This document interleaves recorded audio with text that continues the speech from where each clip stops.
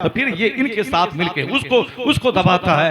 वो जब दोनों एक दूसरे को काफिर कहने वाला हमको मिटाने के लिए एक हो गया है, मुसलमानों को भी कसम खा लेना चाहिए कि तुम एक दूसरे के दुश्मन मुझे मिटाने के लिए एक हो गए, अब हम भी तमाम शेख सैयद पठान जुल्हा नदाफ अंसारी मंसूरी सारी जंगों को छोड़कर मुस्तफा का गुलाम होने के नाते हम भी अब एक हो गए हैं इस्लाम बचाने के लिए।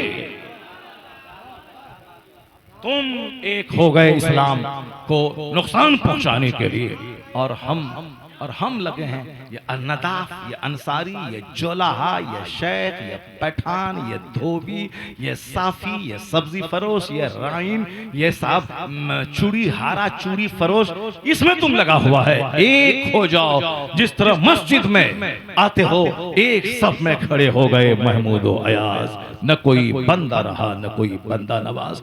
मस्जिद एक जगह वही जहाँ मैं फर्स्ट बार पढ़ने के बाद गया था नौकरी करने के लिए जहानाबाद, उस वहीं परसों प्रोग्राम था मेरा, परसों रात में वहां से लौट के मैं कल सुबह आया हूँ और आज मैं यहाँ आया हूँ। परसों वहाँ मेरा प्रोग्राम था, 35 साल के बाद लोगों ने मुझको वहाँ बुलाया था तकरीर करने के लिए। अब आप पहले तो एक इमाम साहब थे छोटा मोटा, अब सारा हिंदुस्तान जानता है, तो आइए हमारे यहाँ बुलाया था, अपनी गाड़ी से गए थे वहाँ पे।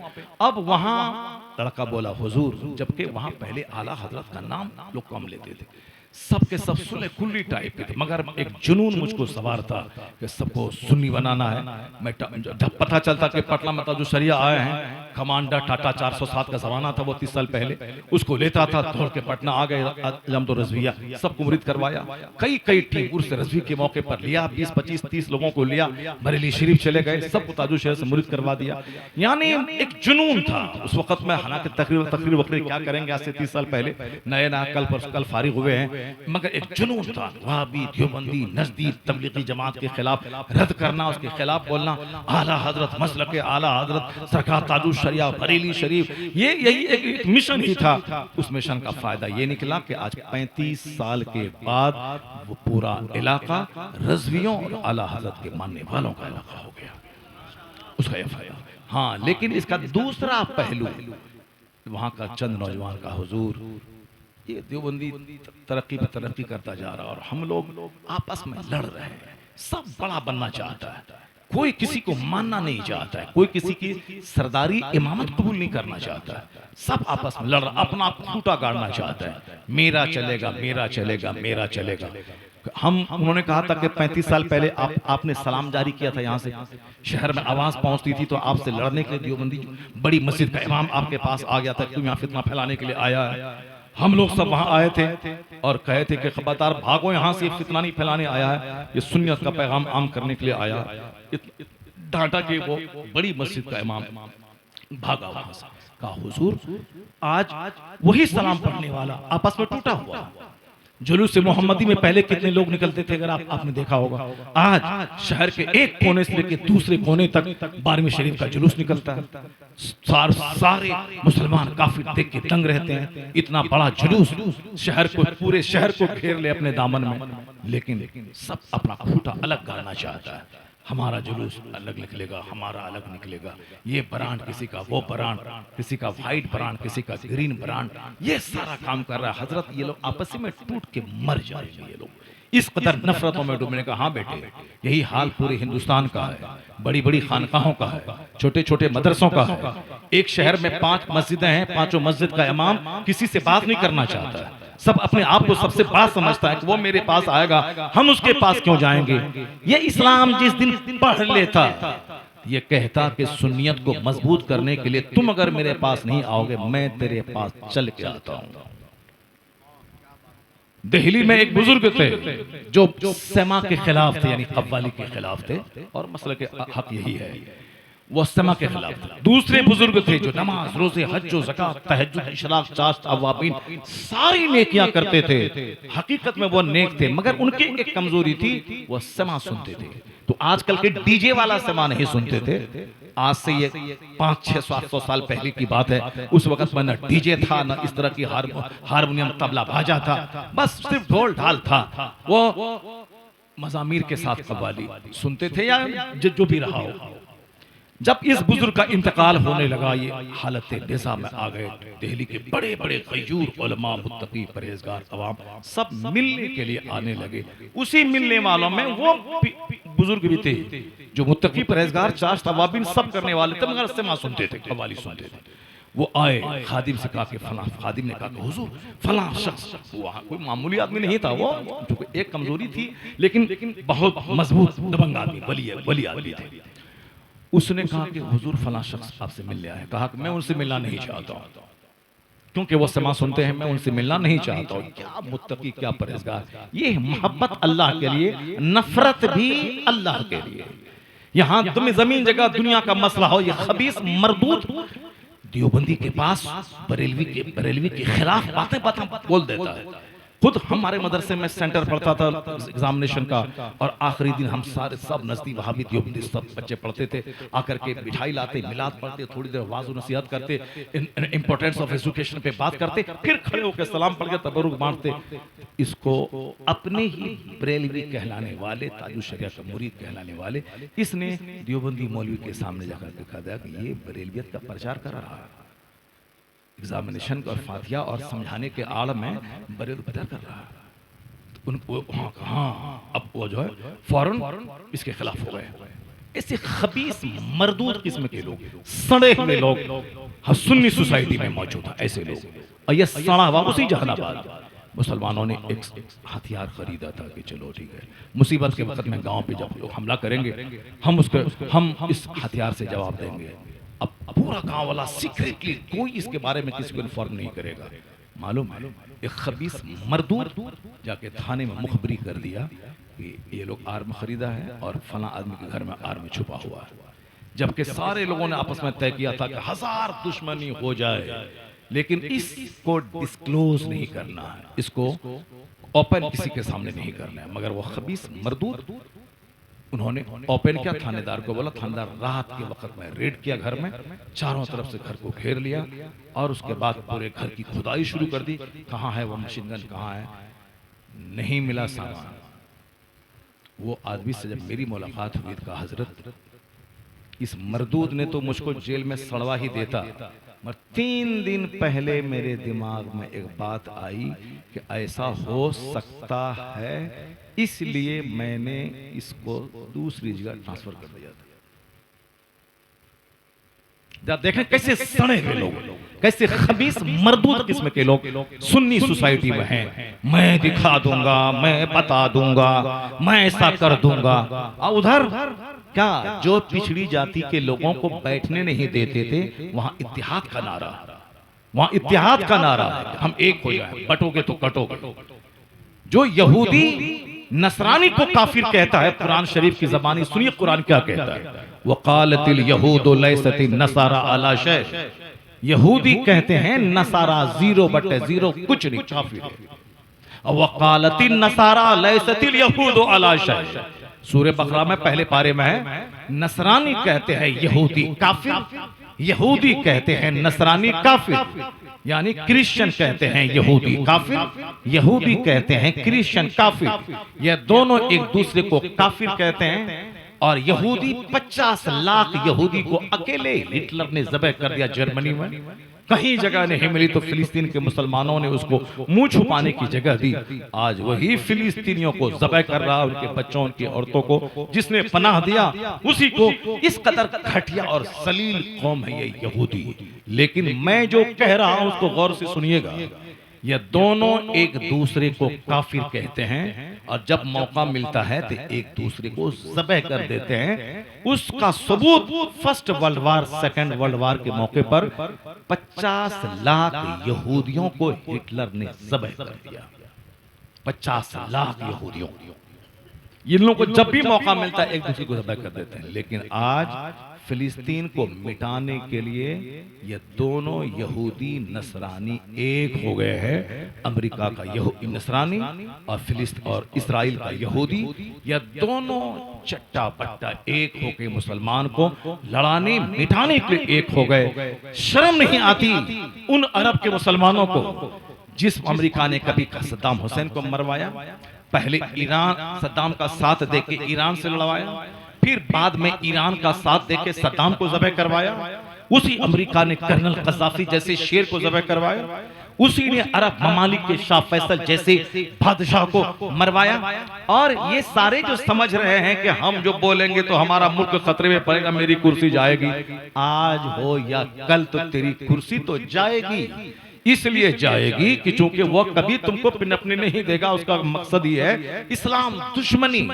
अब रह गई बात अपना मकसद हासिल करने के लिए पहले तुमको तोड़ता है और उसके बाद एक का साथ देता है, वो समझता है कि हम शेर हो गए, अब उसको मिल करके उसको कमजोर करता है। फिर उसके बाद जब वो सोचता है कि अमेरिका मेरा बाप हो गया, तो फिर ये इनके साथ मिलके उसको दबाता है। वो जब दोनों एक दूसरे को काफिर कहने वाला हमको मिटाने के लिए एक हो गया है, मुसलमानों को भी कसम खा लेना चाहिए कि तुम एक दूसरे के दुश्मन मुझे मिटाने के लिए एक हो गए। अब हम भी तमाम शेख, सैयद, पठान, जुलाहा, नदाफ, अंसारी, मंसूरी सारी जंगों को छोड़कर मुस्तफा का गुलाम होने के नाते हम भी अब एक हो गए हैं इस्लाम बचाने के लिए। तुम एक हो गए इस्लाम को नुकसान पहुंचाने के लिए, और हम लगे हैं ये नदाफ, ये अंसारी, ये जोलाहा, ये शेख, ये पठान, ये धोबी, ये साफी, ये सब्जी फरोश, ये राइन, ये साहब चूड़ी हारा चूड़ी फरोश, इसमें तुम लगा हुआ है। एक हो जाओ, जिस तरह मस्जिद में आते हो एक सब में खड़े हो गए महमूद व अयाज, न कोई बंदा रहा न कोई बंदा नवाज। मस्जिद से मोहब्बत हो तब ना, इस्लाम से मोहब्बत हो तब ना, हुजूर के पैगाम से मोहब्बत हो तब ना। वो तो एक हिंदू औरत तो हिंदुस्तान की बड़ी पॉलिटिशियन थी, वो बोलती है I have been struck over again and again to see this indivisible unity of Islam. When the azan is sounded, the worshippers are gathered, the peasant and the king stand side by side together. The best embodiment of democracy can be seen 5 times a day in the mosque. वो सरोजनी नायडू, हिंदू औरत, ऊंची जाति की औरत, पढ़ी लिखी औरत, वो क्या कहती है? मैं जब मुसलमानों की मस्जिदों में देखती हूँ हैरत में डूब जाती हूँ। बादशाह और किसान एक साथ खड़े होते हैं और सारे लोग कहते हैं अल्लाह इज द ग्रेटेस्ट, अल्लाह सबसे बड़ा है, अल्लाह अकबर। वहां कहते हैं जमहूरियत है कहां दुनिया में? जमहूरियत का शानदार नमूना 5 वक्त मुसलमान की मस्जिदों में देखने को मिल जाता है। The best embodiment of democracy can be seen 5 times a day in the mosque. मस्जिद में जुमा के दिन सारी अंदर की जगहें भर गई। शेख साहब, सैयद साहब आखिर में आए, जहां लोगों की चप्पल खुली हुई है वहीं सैयद साहब खड़े हो गए, वहीं शेख साहब खड़े हो गए, वहीं पठान साहब खड़े हो गए। कोई फकीर अगर अगली सब में हिम्मत नहीं कि ये उसको उठा करके वहां जाके बैठ जाए, वो खुद से एहतरामन उठ के जगह दे दे अलग बात है, मगर कोई जबरन ऐसा कर नहीं सकता है। ये है मेरा इस्लाम। जहां चप्पल खोला है एक फकीर ने, वही एक राजा ने तौलिया बिछा के नमाज शुरू कर दी है। ये इस्लाम सिखाता है। और वो भी जानता है कि 50 साल से जो गैर मुस्लिम उसका भाई है, अगर वो निचली जाति का है तो उस कुएं में पानी नहीं भर सकता, उस गिलास में पानी नहीं पी सकता, और जहां बैठ जाए उसको धोया जाता है। ये अछूत हो गया। क्यों? ये लोग अपने मफरूजा हिसाब से यह लोग साहब अपने भगवान के सर की तरफ से पैदा हुए हैं और ये पांव की तरफ से पैदा हुआ है। ये एक हाइपोथेसिस, एक मफरूजा बना लिया उस आदमी ने। इसलिए इंसान में आपस में दुश्मनी और आदमी को हकारत की निगाह से देखता है। मगर मालूम है वही भंगी पाखाना ढोने वाला यहाँ जुमा के दिन आधा घंटा पहले कलमा पढ़ के मुसलमान होता है और नहा धो के मस्जिद में दाखिल होता है। 50 साल में जिसको अपनी कुर्सी पर बरहमन बैठने नहीं दिया, 50 मिनट के बाद जब वह भंगी नहा धोकर कलमा पढ़ के जुमा के दिन मस्जिद में दाखिल होता है, तो फिर वह भंगी कल का और आज का नया मुसलमान सैयद के बाजू में खड़ा हो रहा है, शेख के बाजू में खड़ा हो रहा है, एक सा पठान के बाजू में खड़ा हो रहा है। अगली अगली सफ में इमाम के पीछे खड़ा है। जब देखता है उसके लोग कि 50 मिनट में वो सम्मान मिला कि जो भंगी था सैयद के बाजू में खड़ा है, उस 50 साल जिस मजहब में हम रहे उस मजहब के मानने वाले लोग पानी पी लें गिलास में तो उस गिलास को तोड़ देते हैं, हमको आदमी नहीं मानते हैं। और यहाँ 50 मिनट में वो सम्मान मिला कि अगली सफ में जगह मिल गई। मालूम है ऐसे ही 200 करोड़ कलमा पढ़ने वाला दुनिया में नहीं हो गया। इस पॉइंट को देखा, 50,000 गैर मुस्लिम कलमा पढ़ के मुस्तफा के गुलाम हो गए। ये है वो जबरदस्त पैगाम मुस्तफा जाने रहमत का। तो जिस क्वालिटी को देखकर एक गैर मुस्लिम कलमा पढ़ रहा था और आज भी जिसका दिल जिंदा है पढ़ रहा है, आज उसी क्वालिटी को ये मुसलमान अपने हाथों से ज़बह कर रहा है। मस्जिदों में शेख और पैठान की जंग, इलेक्शन के मौके पर अंसारी और नदाफ और जुलाहे की जंग। साहब जंगें तो हैं, गुस्ताख रसूल है वो, हम आशिक रसूल है, ठीक है, लेकिन जो आशिक रसूल कहलाते हैं वो क्यों टूटे हुए हैं? इस खानकाह में, उस खानकाह में, इस बाप का बेटा, उस बाप का बेटा, इस नाना का पोता, उस दादा का पोता, उस नाना का उस नाना का नवासा, ये क्यों टूटे हुए हैं? ये क्यों आपस में टूटे हुए हैं? जब सब गौसे पाक के मानने वाले, आला हजरत के मानने वाले, गरीब नवाज के मानने वाले सिर्फ मोच और अपनी कुर्सी और चंद रुपए कमाने के लिए अपने चरागाह जो अपना मुरीदाबाद है ताकि मैं वहां जाऊं, और कोई हुनर तो है नहीं, डीएम एसपी तो है नहीं, राइटर तो है नहीं, खतीब तो है नहीं, मुसन्निफ तो है नहीं, हाफिज कुरान तो है नहीं कि तरावी सुनाए मेहराब में 2 लाख नजराने मिले और आराम से साल भर खाएं। यहाँ तो जाहिल दी गिरेट है, बाप मरा, बाप की गद्दी पे जाहिल बेटा बैठ गया। अब कोई हुनर तो है नहीं, ना खतीब है, ना मुदर्रिस है, ना मुसन्निफ है, ना डॉक्टर है, ना प्रोफेसर है, ना इंजीनियर है। क्या करेगा वो? मुरीदों को अपना समझेगा। चारा बाप का 1 लाख मुरीद है, अब दौरा के नाम पे जाना है, अब 10 रुपए 20 रुपए उन गरीब मजदूरों से लेना है। कभी ये नहीं बोलना है कि मैं तेरे घर में नहीं आऊंगा जब तक तू नमाज नहीं पढ़ेगा, मैं तेरे घर उस वक्त कदम नहीं रखूंगा जब तक तेरे घर से टीवी नहीं हटेगी। नहीं, वो जानता है कि मैं बोलूंगा कि हमारी मुरीदी ही पे तोड़, हमारी बैत तोड़ देगा। जो नजराने मिल रहे हैं 2-4 पैसे सालाना, ये भी खत्म हो जाएंगे। इसलिए चाहिए सारे पीरों को वो इबादत में दिल लगाए, इशराक पढ़े, चाश पढ़े, रात भर 1-1 सौ रकत नमाज़े नफल पढ़े, हर 3 दिन में खत्म कुरान करे और रूहानी तौर पर मजबूत रहे। महीने में 10 बार रोजा रखे ताकि माल पे नजरे सारा नफ्स मिट चुका हो। तो बड़े बड़े साहूकार, बड़े बड़े जमींदार उनके दरवाजे पे एक झलक देखने और दुआ लेने के लिए आ जाएं।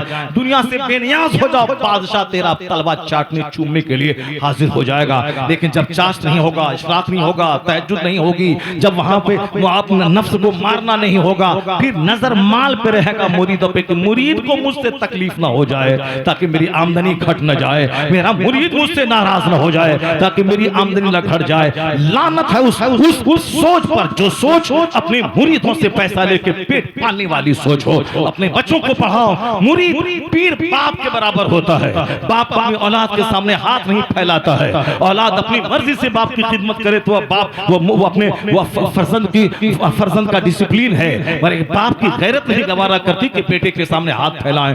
गैरतमंद बाप मुसीबतों में रहते मगर बेटे के सामने हाथ नहीं फैलाता है। तो मुरीद पीर वो अपने मुरीदों का बाप होता है। पीर अपने मुरीद के सामने हाथ फैलाए। मैंने अपनी आंखों से देखा अभी 2 महीना पहले, हाँ अम्मी आपको याद कर रही थी, अब मुरीद मित्र निकाला 10,000 रुपए दे दिया, ये अम्मी को दे दीजिएगा। बस आप फला याद कर रहे थे, निकाला 10,000 रुपए, ये उनको दे दीजिएगा। यहाँ अम्मी याद कर रही थी, मम्मी याद कर रही थी। जब कुछ नहीं है कोई हुनर तो मम्मी की इज्जत बेच के पैसा तो लोगे। अपनी मुरीद की मम्मी हो गई, उस मम्मी ने सलाम कहा है। गरीब को तो सलाम कहना नहीं है, जहां से नजराने मिले वहां सलाम कहना है। क्यों समीर फरोशी वाला काम करता है?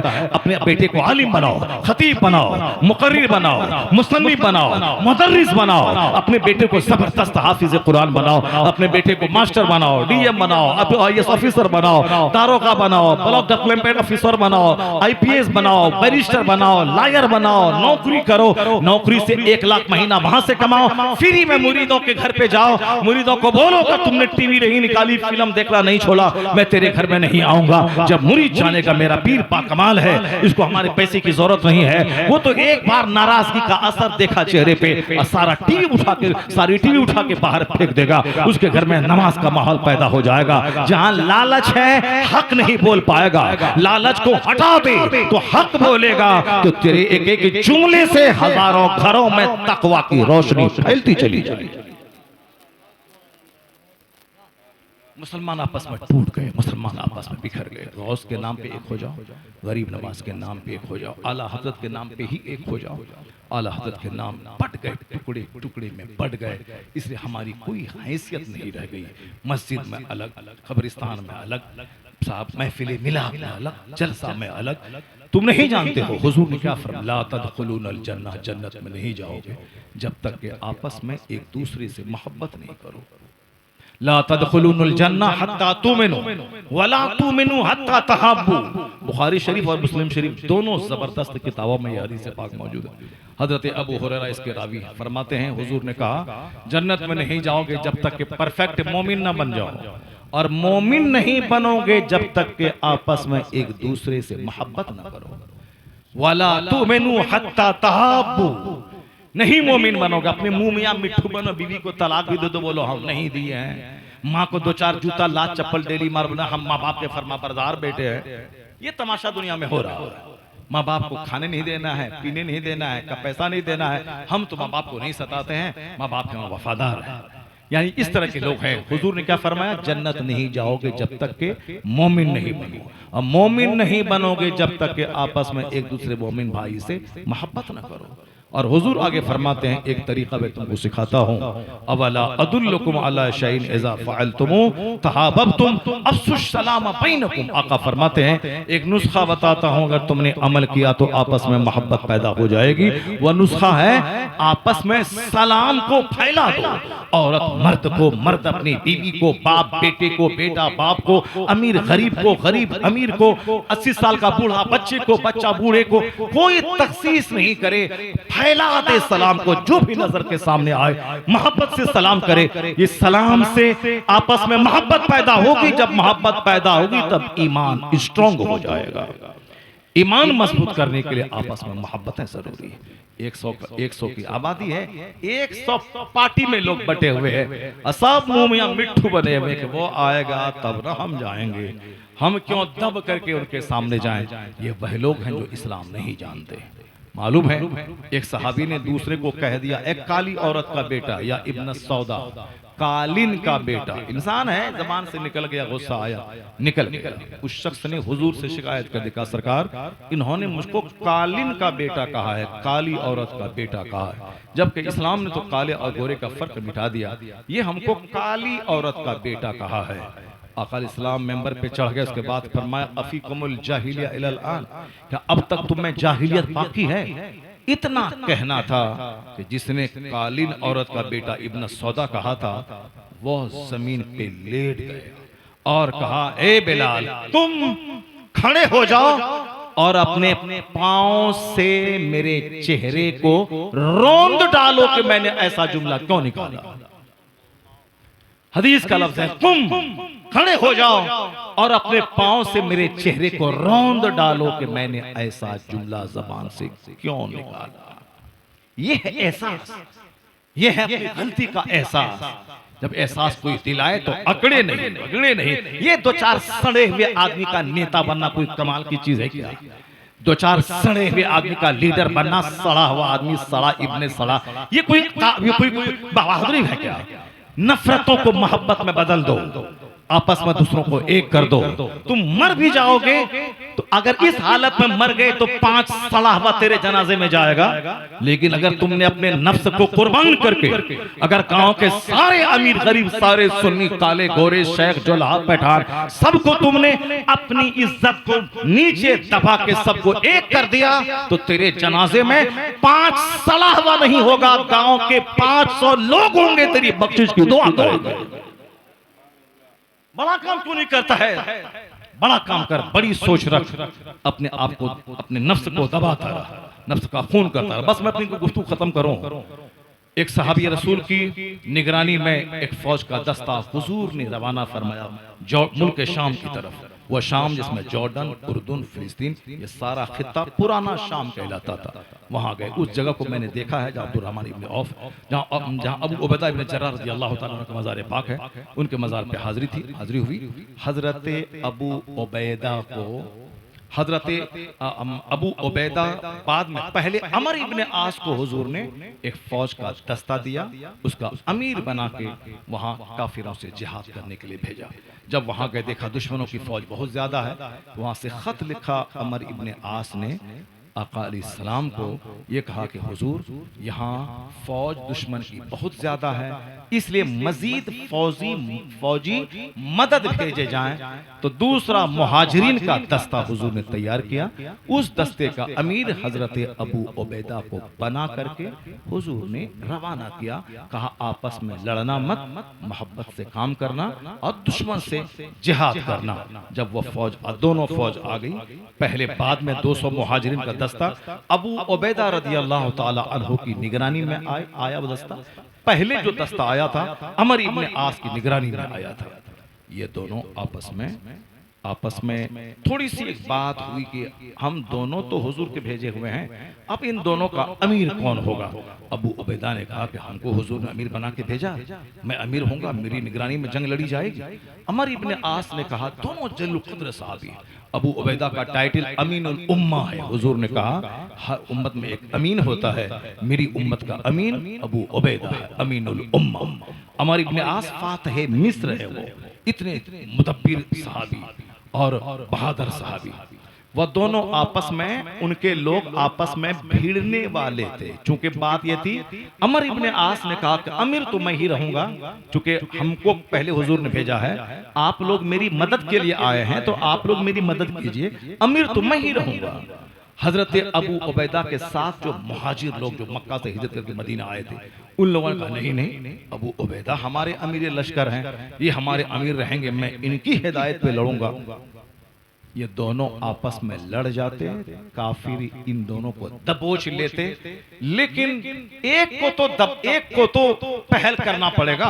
अगर दोनों बोलता हम कम है क्या, हम कम है क्या, हम अमीनुल उम्मा हैं, हम कम है क्या, हम कम है क्या, जैसे आजकल सड़े हुए लोग बोलते हैं हम उससे कम है क्या, मेरे पास दौलत है, मेरे पास बेटा है, मेरे पास चट्टी है, मेरे पास 50 लोग हैं। ए सड़ा हुआ मुसलमान कहना छोड़ दे अपने आप को। अगर मुसलमान कहना पसंद करता है मुसलमान है, तो तेरे लिए मॉडल है मुस्तफा, तेरे लिए मॉडल है मुस्तफा के सहाबा।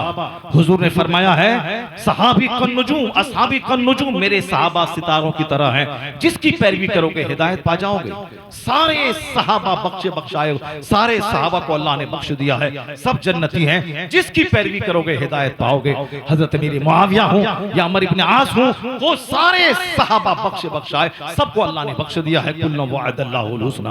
आज इतिहास पढ़ने के बाद अगर कोई शैतानी चक्कर में पड़ के अमीर मुआविया रज़ियल्लाहु अन्हु को गाली देता है, वह शैतान जहन्नमी कुत्तों में से एक कुत्ता। बुजुर्गों ने कहा, आज से 1000 साल पहले के वलियों ने यही कहा, जो जब देखो किसी को, किसी सहाबी को गाली दे रहा है, तो समझ लो कि जहन्नमी कुत्तों में से एक कुत्ता है। और ऐसे भी कुत्ते समाज में बहुत सारे फिर रहे हैं, क्योंकि जब शरीयत की पाबंदी नहीं होगी तो लोग तबीयत की गुलामी लोग करेंगे। कुरान हदीस क्या कहता, कुछ नहीं, मोच, दौलत, गुरूर और घमंड। इसीलिए हुजूर ने कहा कि मगरूर जन्नत में नहीं जाएगा, राई बराबर घमंड इसके सीने में हो, वो जन्नत में नहीं जाएगा। आका ने फरमाया, क्योंकि गुरूर आदमी को काफिर तक बना देता है, गुरूर आदमी को तलाक देने पर मजबूर करता है, फिर बाद में एहसास हो उसी तलाकशुदा बीवी को झूठ बोलकर रखने पर मजबूर कर देता है, तो वो औरत उसके लिए अजनबी हो गई, सारी जिंदगी सोहबत ज़िना है। और जितने बच्चे पैदा होंगे तलाक के बाद सब वलदुल ज़िना वलदुल हराम। जब लोगों का सीने में घमंड होगा, गुरूर होगा, उसको ऐसा ही काम करेगा, समाज में नाजायज और हरामी बच्चों की तादाद में इजाफा होगा। जब आप देख लें मस्जिद का अदब, मदरसे का अदब, खानका का अदब, आलिमों का अदब, जलसे का अदब, सब अदब खत्म हो जाए तो समझ जाए कि वलदुल ज़िना की तादाद में इजाफा हो गया है। अब ये वलदुल ज़िना होंगे कैसे? कुफ्र बच गया, इस्लाम खत्म हो गया, निकाह टूट गया, मगर वो अपनी बीवी समझता रहा, बच्चा पैदा करता रहा, सारे बच्चे वलदुल ज़िना वलदुल हराम। बीवी को तलाक दे दिया, समाज के डर से छुपा लिया, झूठ बोल दिया, कोई गवाह नहीं, हमने नहीं दिया है, रख लिया। अब उससे ताल्लुक ज़िना, जितने बच्चे पैदा होंगे सब वलदुल ज़िना वलदुल हराम।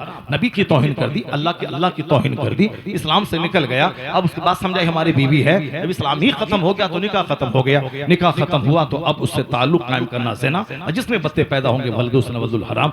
इसलिए हर मोमिन को बोलने से पहले सोचना होगा, कोई कुफ्र या जुमला ज़बान से ना निकले, कोई ऐसा कुछ ना बोलो जिससे ईमान लुट जाए, ईमान लुटे, निकाह लुटे। आखिर जमाने में लोग परवाह नहीं करेंगे, दूसरों को हंसाने के लिए कुफ्र बकेंगे, निकाह भी टूटेगा, बच्चे हरामी पैदा होंगे, एहसास तक नहीं होगा।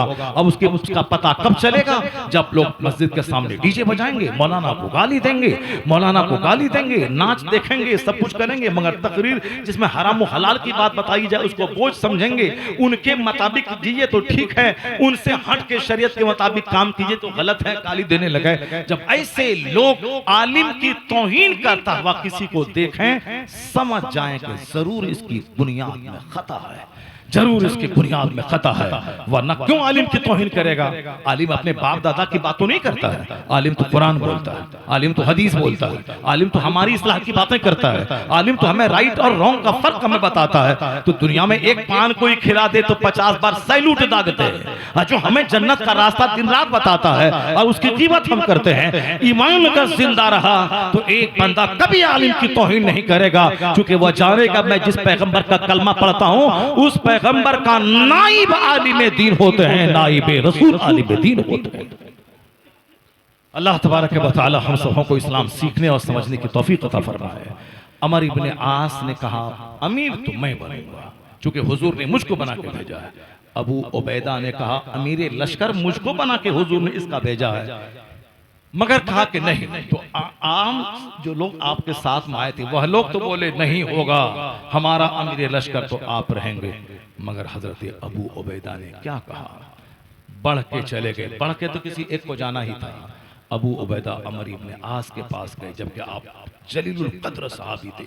उनके पास गए और कहे ए अमर इब्ने आस, अमीर लश्कर तुम ही रहेगा, मैं तेरी मातहती में जंग करूंगा। जब अमीर अबू उबैदा ने ऐसा कह दिया तो उसके मानने वाले जो 200 मुहाजिर आए थे सब ने कहा मेरा सरदार कह दिया कि अमीर लश्कर अमर इब्ने आस रहेंगे, तो हम भी सरदार की तायीद करते हैं, अमीर लश्कर अमर इब्ने आस रहेगा।